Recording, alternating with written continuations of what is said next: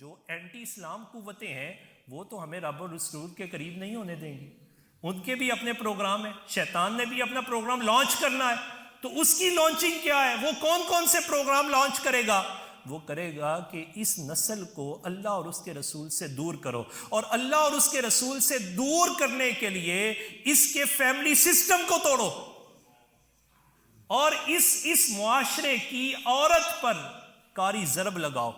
اور اس ضرب کو لگانے کے لیے آپ دیکھیں گے یہ مارچ کا مہینہ ہے, انہیں کوئی اس تقدیس کا کوئی خیال نہیں کہ مسلمانوں کی بڑی عظمت والا اور شعبان کا مہینہ ہے, یہ روزوں میں ہوں گے, یہ اعمال کی طرف رغبت کر رہے ہوں گے, یہ زکوٰۃ کی تیاریاں کر رہے ہوں گے, یہ ان کی کلوزنگ منتھس میں یہ شمار ہوتا ہے. بالکل نہیں, وہ امپاورمنٹ آف وومن کا خوشنما نعرہ لے کے آ جائیں گے اور عورت کو یہ باور کروائیں گے تو جکڑی ہوئی ہے, اسلام نے تو تجھے جکڑ دیا ہے, اسلام نے تجھے قیدی کر لیا ہے, تو غلامانہ زندگی گزار لی ہے. تیری لبرٹی کے لیے ہم کوئی کوشش کرنا چاہتے ہیں, ہاں ہمارے ساتھ باہر نکل. کیسی لبرٹی؟ کون سی لبرٹی؟ سائیکی دیکھیں کیا ہے, انہوں نے یہ سائیکی بنا دی. اگر تو نے اپنے باپ کی خدمت کی تو غلام ہے, ہاں اگر تو ایئر ہوسٹس بن کے کسی کافر کی بھی خدمت کرے گی تو یہ تیرے لیے آزادی ہے. کیسی سائیکی ہے؟ اپنے گھر اور چار دیواری میں رہے گی, تیرے اوپر کسی کی نظر نہیں پڑے گی, کوئی ترچھی نگاہ اور بری نگاہ سے تجھے نہیں دیکھے گا تو غلام ہے. اور اگر بن سور کے تو باہر مارکیٹ میں نکلے گی بلکہ پبلسٹی ٹول بن جائے گی تو یہ تیرے لیے آزادی ہے. تو گھر میں رہے گی تو بھائی کے لیے ایمان کی پختگی ہے, تو گھر میں رہے گی تو اپنے شوہر کے ایمان کا ذریعہ ہے, تو گھر میں رہے گی ماں کے مقام پہ پہنچے گی تو اللہ قدم تیرے ہوں گے اور اس میں اپنی جنت رکھ دے گا. اتنا بڑا احساس. زمانہ جاہلیت یہی تو چاہتا تھا کہ زمانہ جاہلیت نے عورت کو پبلسٹی ٹول کے طور پر استعمال کیا, اسے اپنی خواہشات نفسانیہ کے لیے یوز کیا. آج مغرب پھر سے یہ چاہتا ہے. کیوں؟ وہ یہ چاہتا ہے یہ عورت وہ ہے, اگر اسے بانج نہ کیا تو امت مسلمہ پھر کھڑی ہو جائے گی.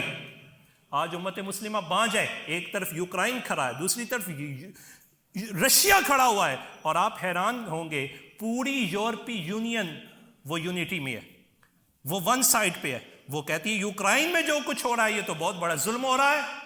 پوری یورپی یونین ایک طرف کھڑی ہے اور دوسری طرف شب معراج ہے. شب معراج میں مسلمان فلسطین بچے اور بچیاں, چھوٹے بچے اور بچیاں عبادت کے لیے مسجد میں جانے لگتے ہیں تو ان کے جسموں کو گولیوں سے چھلنی کر دیا جاتا. ان کے لیے آواز اٹھانے والا کوئی نہیں. نو بائیکاٹ, وہاں کوئی بائیکاٹ کی آواز کرنے والا نہیں ہے, کوئی بات کرنے والا نہیں ہے. امت مسلمہ کو اپنی آنکھیں کھولنی ہوگی. یہ ہائپوکریسی ہے, یہ منافقت ہے, یہ وہ مغرب کی چالیں ہیں جس سے اقبال ہمیں باور کروانا چاہتا تھا.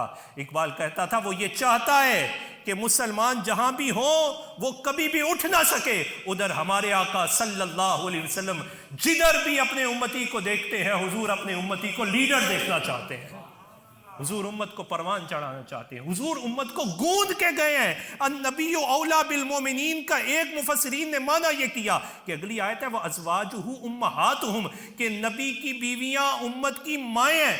کہا پتہ یہ چلا کہ نبی کی حیثیت ایک باپ سی ہے, اور جب باپ ہو جائے تو پھر نیچے سارے بھائی بن جاتے ہیں. ہمارے آقا تو ہمیں ایک دوسرے کا بھائی بنا کے گئے ہیں. ارے وہ کافر ہو کے اکٹھے ہو گئے, امت مسلمہ کہاں سوئی ہوئی ہے؟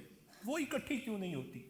کفر یہ چاہتا ہے کسی اعتبار سے اکٹھا نہ ہو. اکٹھے ہونے کا ایک سبب یہ ہے کہ اس امت کی فکر ایک ہو جائے, اور خصوصاً یہاں خواتین کی فکر ایک ہو جائے. وہ اس فکر کو داغدار کرنا چاہتا ہے, اس عورت کو بانج کرنا چاہتا ہے کہ اس کی گود میں محمد بن قاسم نہیں آنا چاہیے, کوئی سلطان صلاح الدین ایوبی نہیں آنا چاہیے, اس کے اندر کوئی سبتگین پیدا نہیں ہونا چاہیے. خالد بن ولید کی فکر اس سے چھین لی جائے. اسے معلوم ہے یہ ماں وہ ماں ہے, اگر اسلام سے جڑ گئی تو اس کے گود سے جو بیٹا جنم لے گا اسے کہا جائے گا قرآن پڑھو, اور جب کہا جائے گا قرآن پڑھو تو وہ کہے گا میں الحمد سے نہیں پڑھوں گا, میں سبحان الذی اسرا سے پڑھوں گا.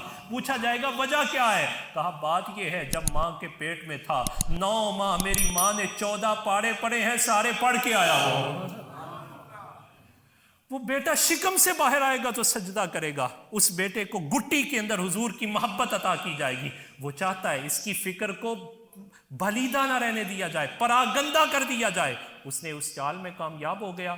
اب اس کے ہاتھ میں وہ بے حیائی دے دی, وومن کی موڈیسٹی کو چھین لیا، حیا کو چھینا، حیا باختہ خواتین ہو گئیں. نتیجہ کیا نکلا؟ آج امت محمد بن قاسم سے محروم رہ گئی.